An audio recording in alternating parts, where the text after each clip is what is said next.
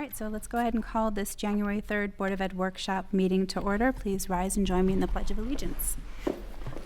I pledge allegiance to the flag of the United States of America and to the republic for which it stands, one nation, under God, indivisible, with liberty and justice for all. Okay, so the first item on our agenda is public comment. So community members who are here that wish to speak should first be recognized by the president, then identify themselves, any organizations they may be representing at the meeting, and topics they wish to discuss. Comments should be kept as brief as possible and relate to agenda items only during this first period of public comment. Just as a reminder, the items on the agenda include our annual special services report, our 23-24 goals, district goals update, and then there are some miscellaneous board action items. So if you have any comments you'd like to share, please go ahead and, no? All right. Central office report. Ray, you're up. All right, thank you. So I'm going to go ahead and cover this evening for Stacy, and wanted to start with our special education district profile. So tonight, just know that the information we'll be looking here is from the state, and it goes through a number of different indicators as we go along this evening. And you'll find that some of these indicators are done on an annual basis, and other ones of these kind of float through as we go through, and we're put on a timetable there. So I'll go ahead and just start with the latest district information here that is shared for the 2021 school year. Again, one piece in here, it says the district enrollment here is 3552. Thank you, Chris. And that, again, includes everybody that's in the town school district of Somers. So we don't have 3,500 children in our schools, but there are children who homeschool, there are children who go to private parochial schools. Those are all inclusive of here, because that's the information that the state is looking for from every community in the state, is to identify all students who may have that, because students go to preschool and things like that, and so that's what they're looking at. So you can see our classification rate here is 14.2%. The state currently is at about 18%. And you can see that, again, preschoolers with disabilities are identified as 44 right now. Again, as you know, we just started preschool last year, January, and this is our second year. We have 2 sections in here. So it would include those preschoolers too, if they happen to be receiving disability services. So. But this is 2021 data. Correct. Numbers, right? Yep. Okay. So that was not true, because I keep forgetting this year, in 2 years now, then our numbers today count. Right. Because this is from 2 years ago. Thank you very much, Addie. The next piece here is, again, now this is actually also from 2021. These are our Putnam, Northern, Westchester, B.O.E districts around us, and you can see the range of the classification rates there that we have around our general area. Those numbers would also be based upon the same that they are based upon in Somers. Of the children, all of the children that happen to be in that school district, be it in the school district proper buildings or private, parochial, or homeschooled, those numbers would be in there. So it gives you a semblance of that.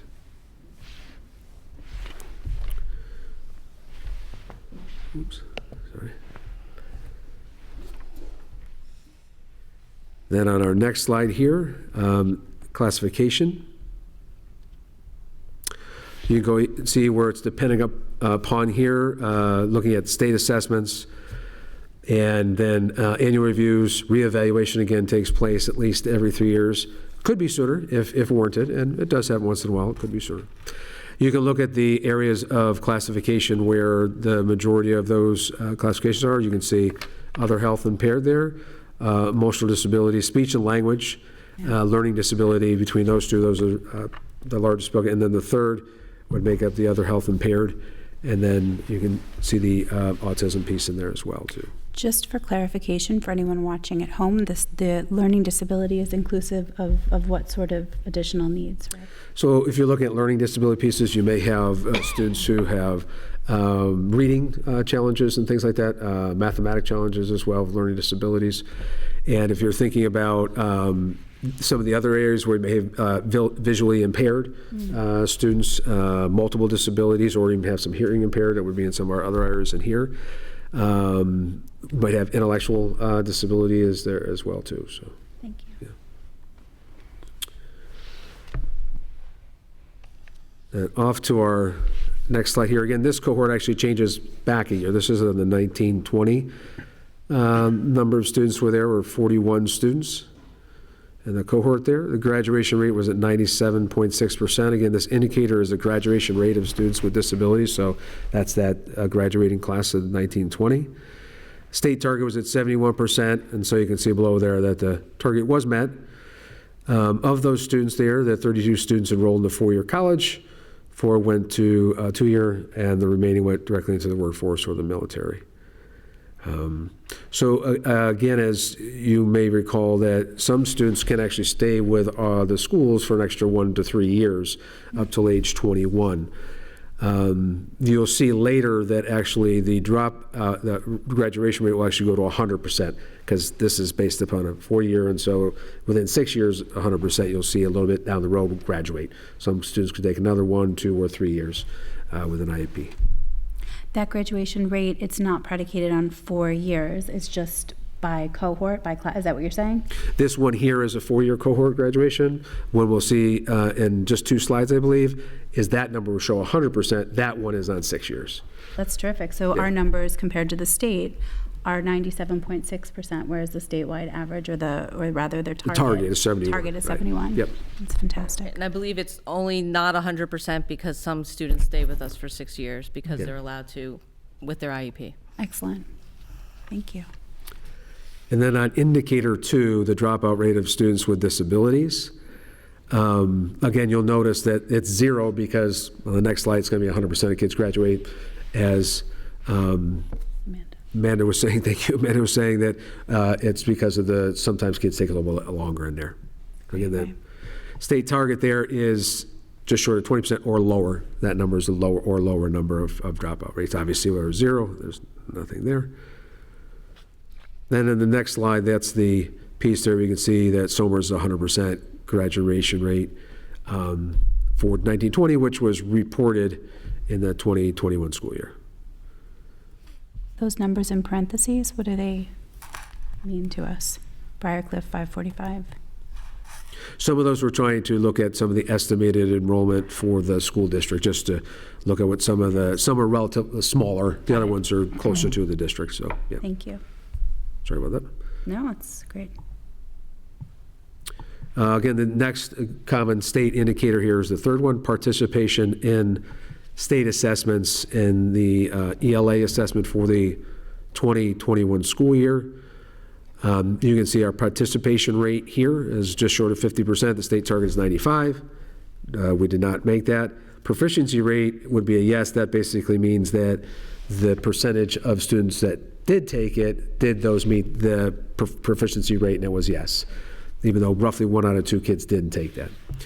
And that's pretty close to what our participation rate is across our schools. Some could be less, some could be more, depending upon the grade level, but you're seeing that we're typically 1 out of 4, 1 out of 3 students do not take the math or ELA. So what's showed here is our students with disabilities or get special services, their participation rate specifically, not the whole district. Okay. Yep.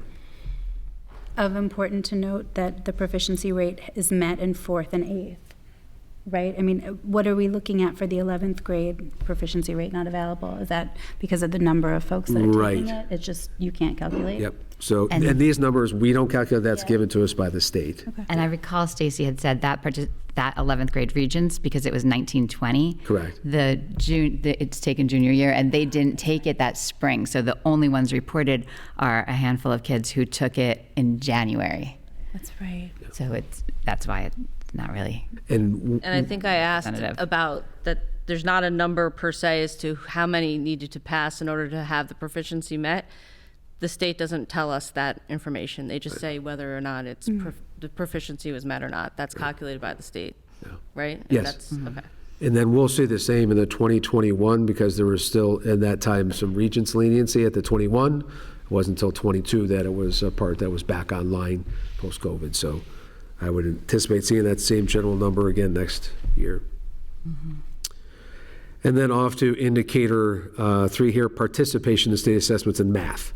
So you can see those math numbers again are relatively the same. And then you can look at, again, that participation in the math, again, back to what we were saying, you can see that number is actually back to based on the 17-18 regents. Not sure why it went back so far, but that's what they based on. That's the information they gave back to us. So that's where that high school, you can see that participation rate is back up to a healthy number, but that was from the 17-18 piece there. But it's 2021 in 4th and 8th grade. For some reason, the Correct. 17-18 is just for the regents, correct? Yes. Great. So, and again, with those 8th grades, not 8th grade, but with the 9th grade pieces there, the students can get support through algebra. They can also go to co-teach kind of an algebra, so where there's a co-teaching experience that's in there.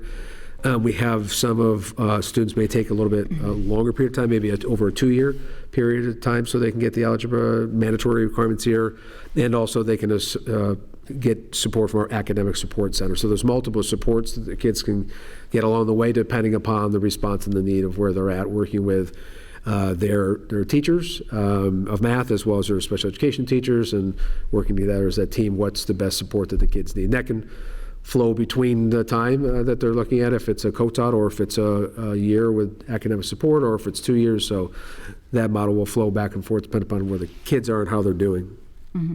The grade 8 numbers, does that include the students that were taking algebra? They didn't take the 8th grade math test, right? When they're saying, because it says the proficiency rate was not met, but If there were any students in 8th grade that would not have taken the 8th grade proper instead of the algebra in 8th grade, right? We certainly have some students every year that do that. Okay, Yeah. so yeah, some of the advanced math students weren't Which is in what that, skews that, which the skews that reporting. proficiency. So that would, That would yeah, skew the participation rate, not the proficiency rate, no? well, if you're Both, taking, depending. You're taking the regents, you're not taking the state. You're accelerated kids and you're pulling them from that. and they're not in the in the proficiency calculations. They don't take that same grade 8 test, they take the regents. So you don't have a Right, so they're not representative sample counted. of all the levels of students that took the test. Is that right? We This have is that? only for kids This is with only for- IEPs, yeah. correct? Right, every Oh, student. yeah, you're right. But not they that could kids still be with taking IEPs algebra, can't though, take. yeah. We certainly have students with IEPs who do take 8th grade algebra, for Yeah. sure. That So would we not don't be know, 'cause represented in doesn't- this number. Yeah, this doesn't give us the information to know why we didn't Right. meet the proficiency Yeah, rate. and we don't have that from the state. That's just kind of Right. the information they provide Okay, back to that's us. why that's why I was curious about the algebra, because that could Mm-hmm. have some impact on it, but we don't know the other factors. Are you saying that that's not actually the case in this instance, or it probably is? We're not certain. I don't know if I can conject on what it is. I would say that we do have 8th grade children who are in algebra who also have an IEP. Sure, Know yeah. that for sure. And again, these are the 2021 data set. That was, again, just 1 year after COVID. So there was a lot of ups and downs in that True. year for us. True. Is that the reason? year of the abbreviated math test, Yes. state test? Yep. Yeah. Okay. Yep. Because 1920 again was, and then 2021, they kind of started bringing I it know, back it's hard to- online. Yeah, And so then- it'll be good yeah. to compare and see next year. But I mean, you also have your own local information that you can use Yep. to.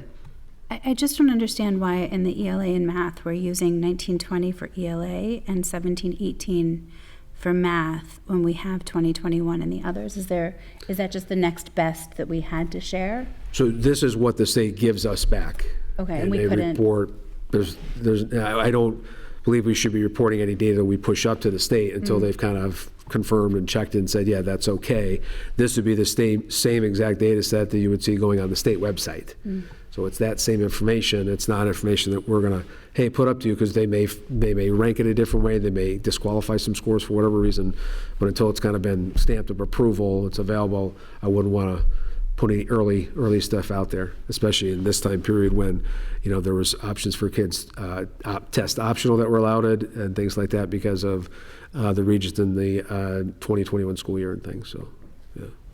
Thank you. Sure. Okay.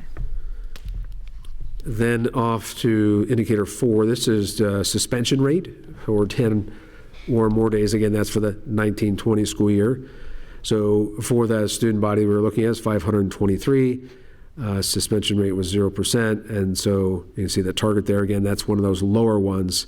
So we didn't have any students that had a suspension rate for 10 or more days. So, it's pretty straightforward.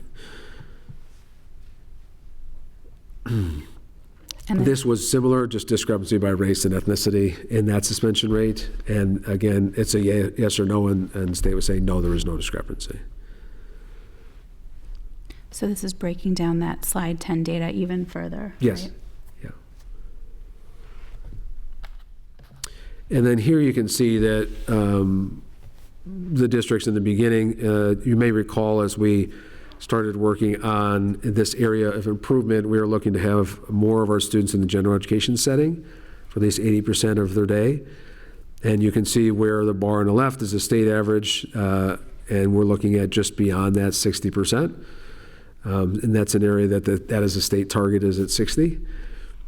And then you can look at general education setting. There's no specific target on that one that they've identified. And you can see in the general education setting, 40% less of the time. And then the separate settings, 5% or less, and then residential settings. We're at 5.7, just a little bit over that 5%. So that one, we did not meet that target. Again, some of those pieces that the district doesn't necessarily have control over all placements. As we know, sometimes those students are placed both parentally and out of district students as well, too. So that's a piece there. So that's that second to last column. That's the separate settings? Is that the discrepancy between the state and our numbers? Yes. Excellent. Yeah. Thank you. And that's where, again, that those are not always up. Again, it's not just the 2,600 kids in our schools. It's the 3,500 roughly in the community. And some of those students may be there, as well as sometimes students parentally place a child, and that would fall in there. And that's where they're looking to have, the state is looking to have 5% or lower that are in the schools proper there. But important to note that a lot of this is parent choice as well. It's driven by the individual parents in the district in addition to the needs of students that we're placing. Right, so there would always be the process of going through, working with the CSE committees, that, again, parents sometimes have some other choices in there that they'll make along the way, or before they even get to the schools and things. Mm-hmm. So, but it's good, like in the first column, it's good that we're exceeding the state average bar. And then in the third one, it's good that we're below it because you're going for a Yes. lower percentage. Yeah. Significantly, like you said, below that last one. That has a lot to do with our co-taught and our inclusive practices pieces that we're working on. Then I'll go to number 6. Again, this is preschoolers. So again, as Heidi was saying before, we didn't have any preschoolers in the 1920s, so this is before we even started our preschool program. So you can see the first column there, the services in an early education program, are they, the state target is 39.5, so we're 39.6. Are they in a specific program? Are they in a separate special ed program, or are they being serviced at home? So again, this one's a little different. My understanding is this information comes from those preschool programs in the community that are surveyed by the state, so it's not 100% match. It's a kind of a surveys received. The surveys that are sent back are the ones that are included. But of these three, you can see that the numbers are there that they would want to have students who are receiving those, but who need services. Of the 53 at the top, what are the ones that are in school and early childhood programs specifically, and which are the ones that are in a separate special ed program, and then what's the ones that are being serviced in the home. So that's, again, that data set is coming from, I think, I don't know, not necessarily questionable, not a full picture. It's a survey response completed and filled, so it depends upon what you get back. Do you anticipate these numbers are going to change when we all of a sudden can account for the students that are in our school and in our programs? I don't know if they would change as much because, again, our preschool program has to be lottery-based. And so mathematically we should be coming up with a typical average that would put them in that first column. We can certainly see, but we unfortunately we won't know for a couple of years till they get to the 21, 22, or 22, 23 data set. So, because again, it sent the surveys out, so when it comes back, we can see what that one looks like. Then on this indicator 7, this is again preschool for the 2021. No, this is one that they look at about every 6 years as they go through here. Again, this one also is from survey data for preschool programs. And we received 29 out of the 53 preschoolers that we got information on. So a little bit more than half. Students can be in both categories. That orange area is for social emotional. The blue area is for academic knowledge and skills. And then the last one is for behavioral areas. So you can see that the orange area is one there, the state target. Somers and where they're meeting, and then the one is increase or functioning with expectations. So all the functionings with expectations were met.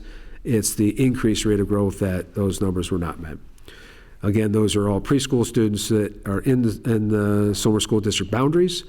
We received 29 out of the total 53 surveys that came back on that. But this is self-reported data Yep. by the families, right? So they're not sending someone to the home to then evaluate with any sort of valid, reliable tool. It's the parent self-reporting, Self-reporting, correct? yeah. Okay, so I think that's a huge caveat to these numbers. Parents or Parents or it's preschool. the Or preschool is proper. yeah. Or the Yeah. preschool proper. And yeah. so it would be like, and how do you, they show the rate of growth if it's a student they've only had for 1 year? Right. kind Well, of or thing, if could be it's the difficult. parent and not the right? Like Right. who's with the child the most and in what capacity? I think that there's a Right. lot of sort of Yeah. caveats. It seems to me the important part is the functioning within expectations.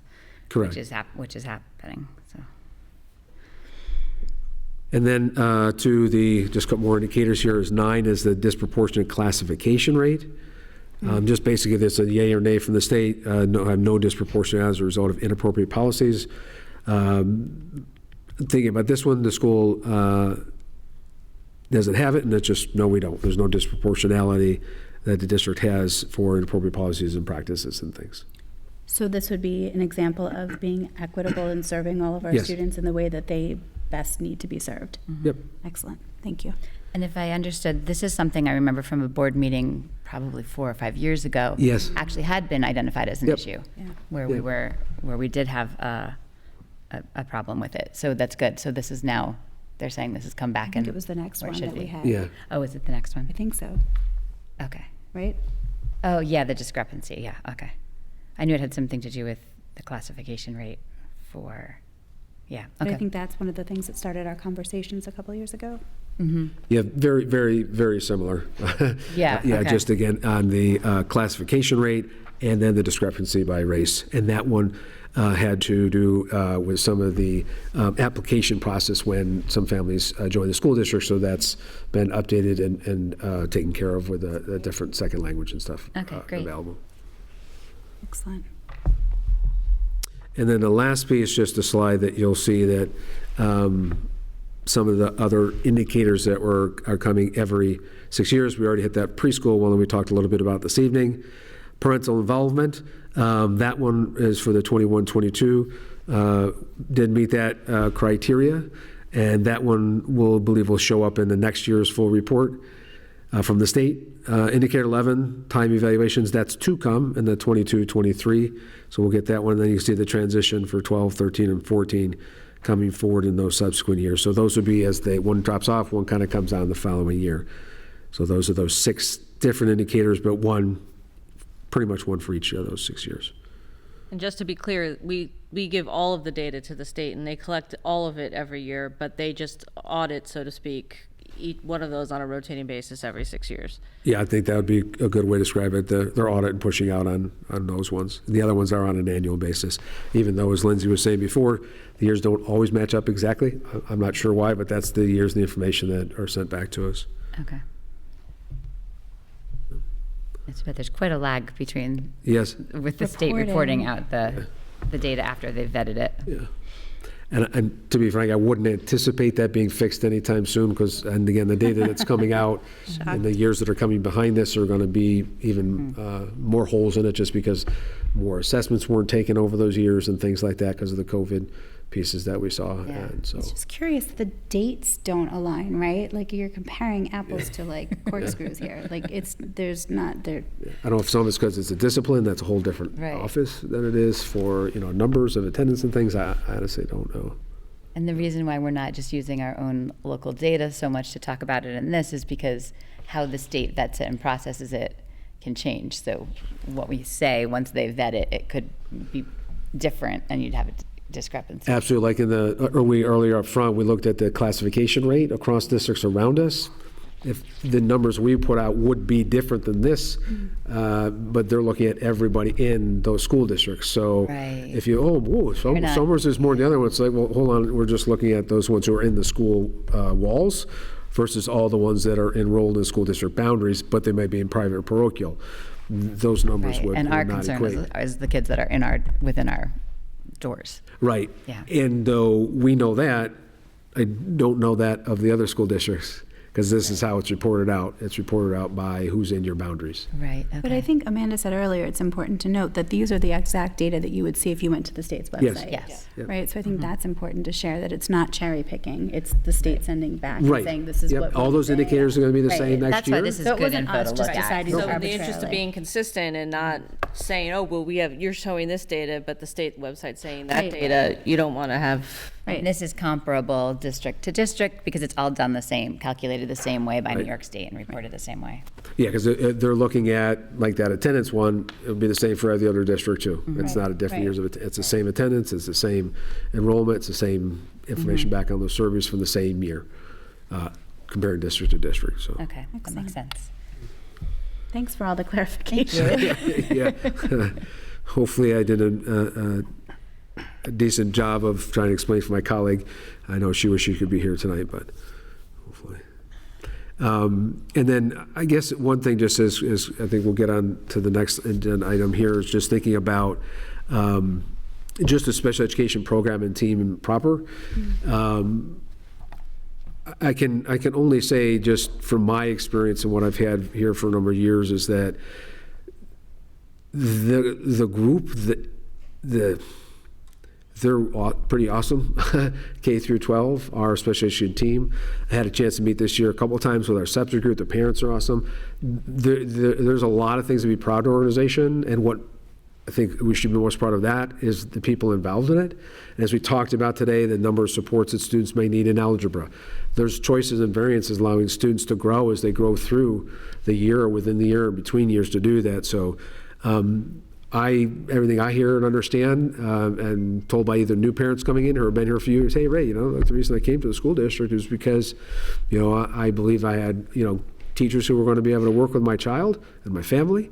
And I understood that there'd be flexibility to kind of meet the needs of the children. And look, we're experiencing that. And so that's a part that I would say that, like you look at the numbers, ooh, that's too many kids, with being an IEP.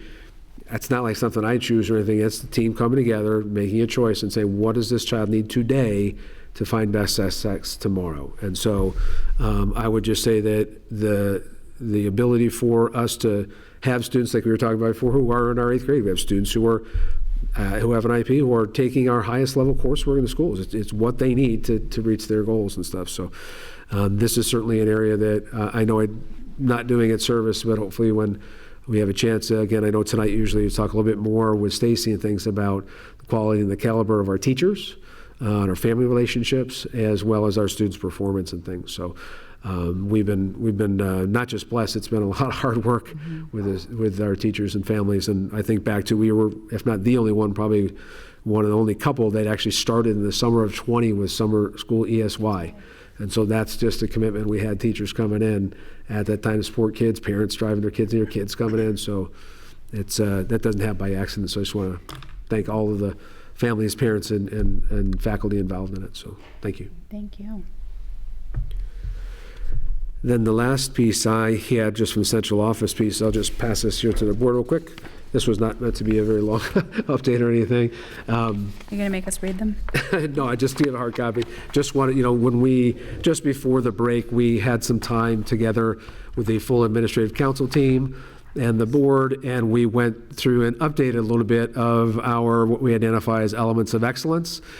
So those first 4 buckets you'll see there, and I think Chris, thank you, Chris, has them up on the screen. So 21st century knowledge and skills, social, emotional, physical wellness, global citizenship, and professional learning communities have been and will continue to be a staple in our organization.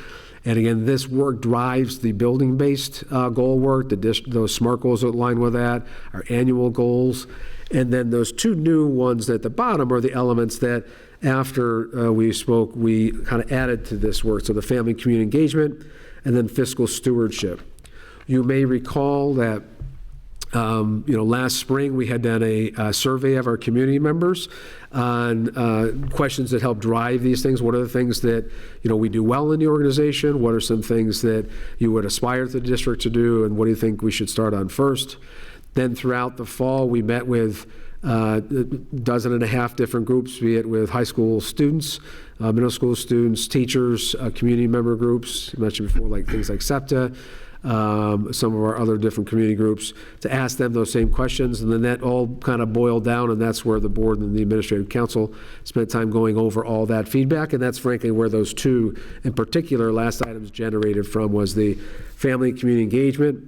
Again, the overall goal there is to strengthen and nurture connections across the Somers community through engagement, constructive partnerships, and the inclusion of all voices. And then the fiscal stewardship piece is committed to the responsible financial planning and allocation of resources to ensure a safe learning environment where all students achieve excellence.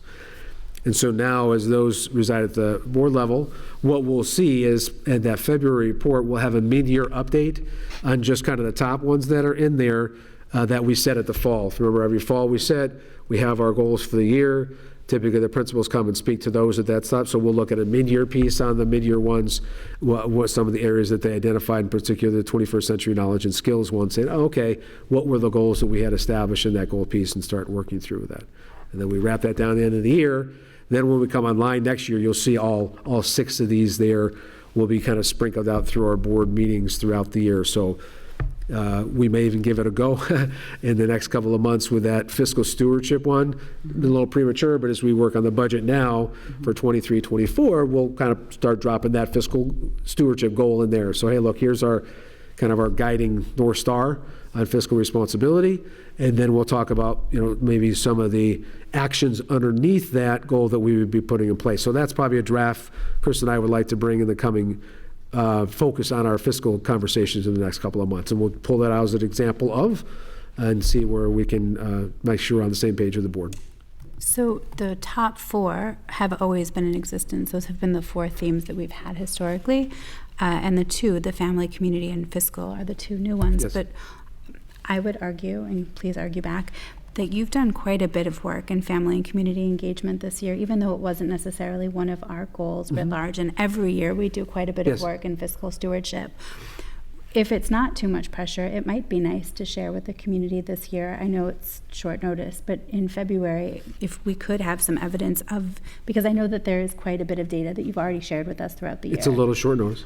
I mean, we could go back and we can look. I just think. But what I was saying was just wanna that's what say we're that going to try to do with the fiscal stewardship as an example. Just so that anyone who's watching this Yeah. meeting knows that these are not new Yeah, concepts. it was to the great to hear board. from the community that Right. that was so strong. That's what it was great. And that it's Yeah. already existing. And so, fine, people want to Yep. hear more about them. That's terrific. And you have the opportunity Yes. if you could. If not, Yeah. no worries. I just think that it's important to share that these are not new to what the school is doing. They're just new to us reporting them out. I hope it's more reflective of the community values Yeah. and the work that's going on in the schools, and just helps to track us a little tighter and stuff. Yeah. Nick? Sorry, what's up, Nick? Yeah, no, I was just going to say that it's, I just want to make sure we're following the process and we're being mindful of them, right? This is meant for next year's reporting and all Absolutely. that stuff. So, And also acknowledging that this has always been baked into what's happening. yeah. So that anyone who might be watching channel whatever YouTube. knows that, or YouTube, or people don't have televisions. So that's where, just with the cadence of us going through our typical, like that 21st century knowledge and skills, that's typically done in the fall. We'll be kind of looking at that one at the February one. The social, emotional, physical wellness, that's wrapped into the 21st century knowledge and skills. Global citizenship, have that in there as well too. Professional learning, that's typically out of learning office in September, so we'll have that again in September. Family community engagement, we'll identify where the best piece to put that in our cycle through the year. And then fiscal stewardship, we believe is going to be probably in that February, March timeframe. So right now, this might be a chance for us to just draft it and just say, hey, we're there. I know it's a little premature, but just so we're on the right page of, the goal and what we believe some of the actions we see being in place. And so good enough to kind of criticize and just adjust it out of there, so. And to be clear, even though the tops are ones that already existed, we also tweaked the language Yes. a bit. Yep. And all of this was really in response to the community and to the community engagement, speaking to that new one, the family community engagement. Yes. the entirety really reflects that, Yep. because to your point, Amanda, those top 4 shifted because of what the community shared in those sessions you hosted. Yeah, we were given Those lists. sticks were involved. Yeah. Because those lists we were given were everything that, all the different, the PTA meetings PTSA, and The community SEPTA. meetings. teachers meetings, Yeah. faculty, all of that was in the feedback we were given to draft these. So at the end of that, later in the spring, we'll be circling back around to the buildings, so the buildings will be able to spend a little bit of time looking at the updated elements here, and they'll actually be able to get a little sneak peek at some of the other suggestions that kind of rose to the surface from the community of like, what are some of the actions you might consider? I know at a board table, we hear more about kind of the goal level, but we'll be sharing that level of information back out to the schools, new goals. But hey, here's some thoughts and considerations that you may already say, hey, that's great to hear the community supporting that, because that's exactly where we're looking to go.